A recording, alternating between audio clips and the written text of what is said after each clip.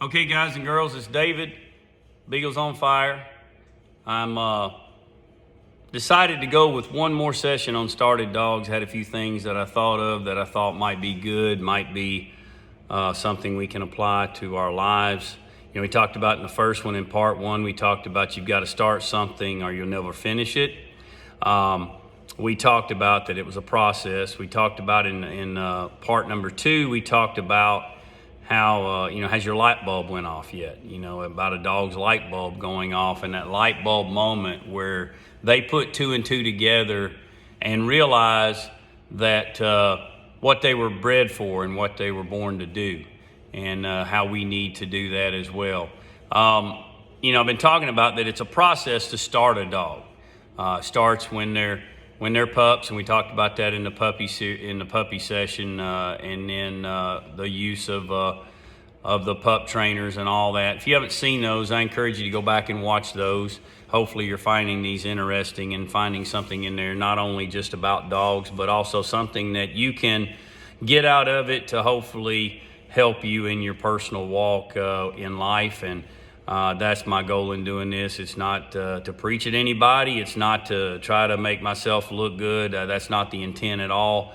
I'm just a plain dog trainer guy that has felt that God wanted me to do a little bit of this, so that's what I'm doing.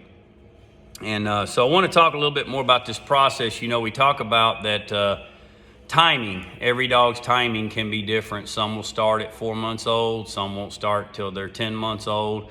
Matter of fact, I've got two dogs right now fixing to be up for sale that bred out of some awesome blood, but for whatever reason did not have the light bulb moment until just recently. Some in the litter had it earlier, some have not, and they're a year old. And that's very unusual for this bloodline, but it does happen. But, there's some people that just, catch on to things quicker than others do. And there's some people that just, for whatever reason, they don't get started on something in life. There's some people that, grew up and their parents took them to church. They don't ever remember anything but going to church, and they were started. That's kind of, the church is kind of like the training pen. You went in there and you learned all the stories that we remember from the Bible. I'll give you a funny one for me. I was taken to church as a young kid by my parents, and we came out of church one Sunday, and of course I don't remember this. I was just a little guy, but my mom has told the story enough that now I know. But come out of Sunday school and kids church and got in a car, and so the question was, well, what'd you learn in Sunday school today, David? And I said, well, I learned that I killed a giant. And of course I had been taught the story in the Bible about David and Goliath. And most of you know that story, but it's kind of would strike us kind of odd that there's probably somebody out there that was not taken to the training pen of church as a kid that may not know that story in the Bible of David and Goliath. So, but they know about beagles, and so I'm hoping that some of this stuff that I'm saying will make sense to people that are wanting to just better themselves and hopefully be a better person in the world. We change the world the same way you would eat an elephant. I have no desire to eat an elephant, but if somebody said, how do you eat an elephant? The answer is one bite at a time. So I thought that I was David in the Bible that killed Goliath. I thought I was a giant killer back then, and grew up to realize that I'm not. But the good news is the same God that David knew is the same God that I know. So that's a good thing, and that's a thing we can take with us. But it has to do with the timing. Every dog doesn't start at the same time. Give you another example. If you watch today's videos of dogs running, you'll see some of the things I've been talking about. I've got a dog out there with the tagline we talked about. And the good news is he made some progress today. He came to me without needing to grab the tagline. So in my scenario and what I go by, if he does that 2 more times in a row, I'll take that tagline off of him. But he's making improvements. The light bulb is starting to go off. His light bulb's been burning bright on Hunt from day one, but he did not have the handle, and he's getting there though. Some dogs today were doing what we talked about, where they go and they pop back out. Some dogs were doing nothing. And so they won another free trip to the training pen. So I moved some of them back in the training pen today because I cannot stand to just watch dogs sit around. And that's the problem with a lot of people in the world. We just sit around. We don't go out and do what we need to do. You got a lot of people in churches that are that way. They just sit around and they don't do anything. They're there. They're playing the part. You know, when you look at beagles and you see them in the dog box or in the kennel. But I load dogs up, put them in the dog box. I put shock collars on each one of them. Man, they look the part. They look like a rabbit dog. But you know, when you drop them out on the ground, that's when you're going to know if they've got it or not. And you know, a lot of people going to church on Sundays, they look the part. They've got it all from the outward appearance. They've got it all going on. But they don't really have it going on, because when it comes time to actually perform in God's field, so to speak, when it comes time to go out in life and into the world and be released to the briar thickets of the world, they don't want to get in there and get their ears scratched up. They don't. That's not fun. Let me sit out here and just watch others do the job. Unfortunately, the church is filled with that type of dog, so to speak, comparing people to dogs. And we will talk about one of those type dogs, because it is a term that we use in the beagle world. But I'm still talking about started dogs. But those today, some of them's light bulbs were burning bright. Some of them start to burn a little brighter, but not all the way screwed in totally. And some, well, they need a jolt. So we put them back in the training pen. But you know, there's a training, there's timing. And why do we do this? We do this for the future. We do this for eternity. God is teaching us stuff in His timing. He's teaching us stuff with His training, and He's doing that to build us for eternity. And so what we need to do, we talked yesterday about trust. We need to trust our dogs when we go out, and we have to build that trust up, and they have to build a trust in us. But we need to trust God in the hard times. We need to trust Him in His timing, and we need to trust Him in His training, and we need to trust Him in His destiny.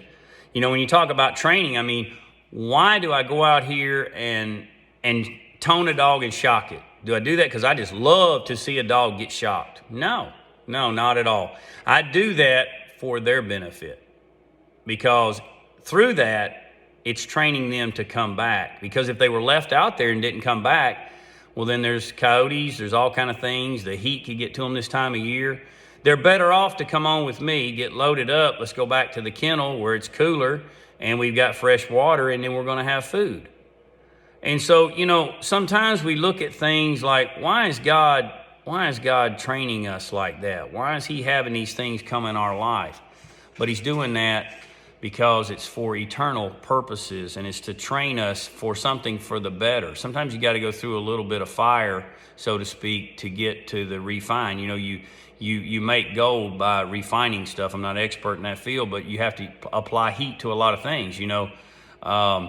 And so that's where we need to trust God in His destiny for us. We all have a destiny, and we have to trust Him in that. And it's all part of a process that He's working in us. And so that trust factor is real big.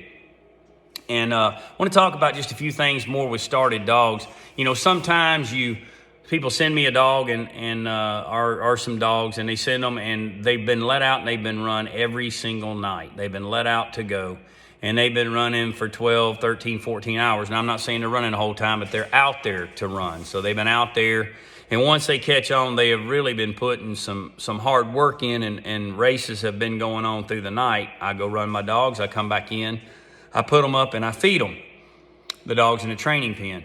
So it's like anything else, they get wore out. So some dogs you can get, and you can absolutely pull them out after they've run all night. You can put them in a dog box, and it'd still be good to go run a race or two. Sometimes you get a dog out of a training pen, and you take it, and it has absolutely no interest whatsoever. So your immediate thought would be, oh, that's just a dud. That training didn't work. That's not necessarily true. Sometimes the best thing you can do with a dog when you take it out of a training pen is go put it in a kennel, let it rest for a week or so and then take it out. And sometimes we're quick to judge people. We give them one opportunity and we say, oh, see there, they're a dud. When maybe they're going through something that's just got them worn down. You know, we all need to get our batteries charged from time to time and do a little rest so that we can go back out and we can take care of what we need to take care of.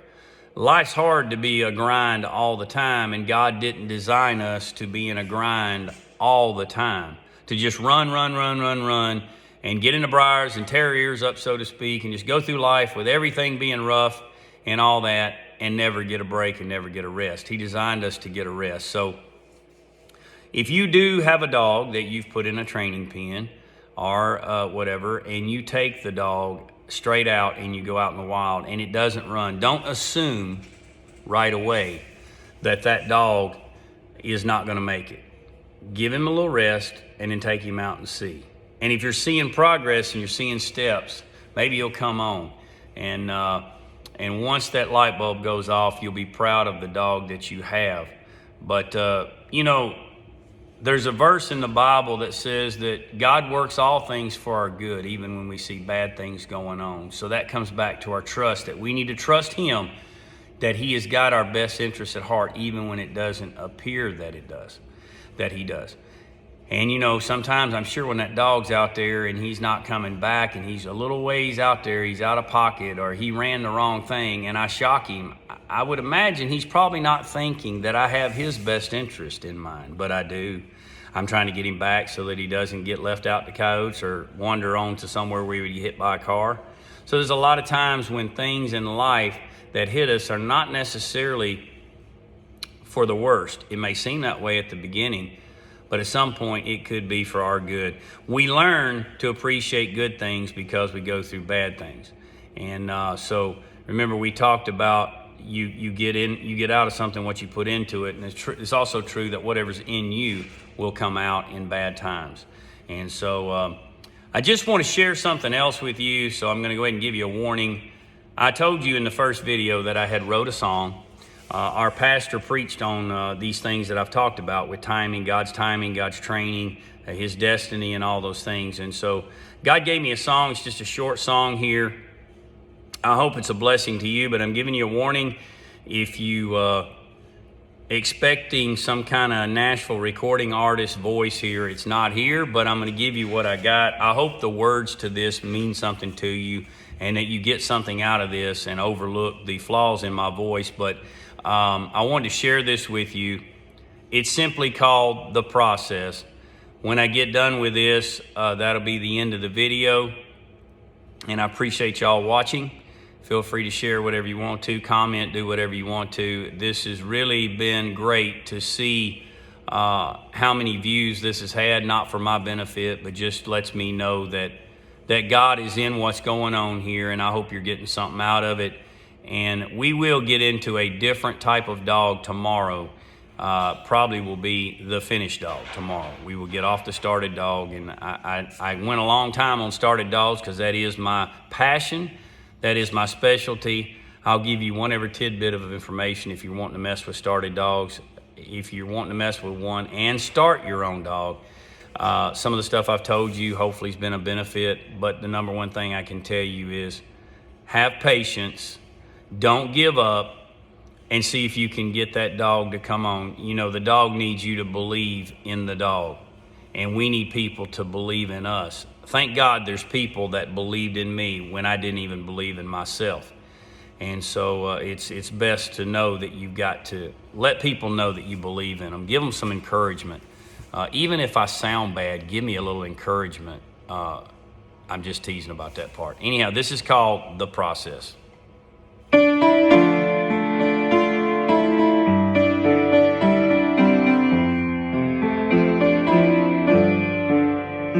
I will trust you in the hard times. I will trust you in your timing.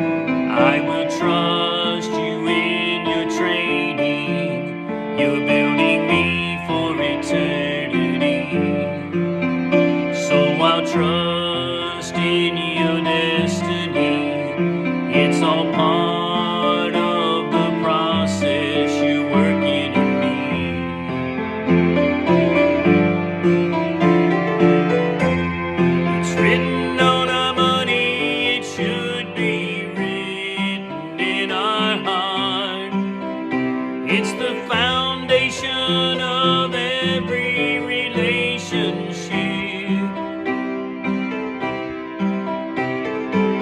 trust in the Lord with all my heart and not my own understanding. I know that you will work all things for my good. So I will trust you in the hard times. I will trust you in your timing. I will trust you in your training. You're building me for eternity. So I'll trust in your destiny. It's all part of the process. It's all part of the process. Yes, it's all part of the process. You're working in me. You're working in me. Keep working in me. You're working in me. Keep working in me.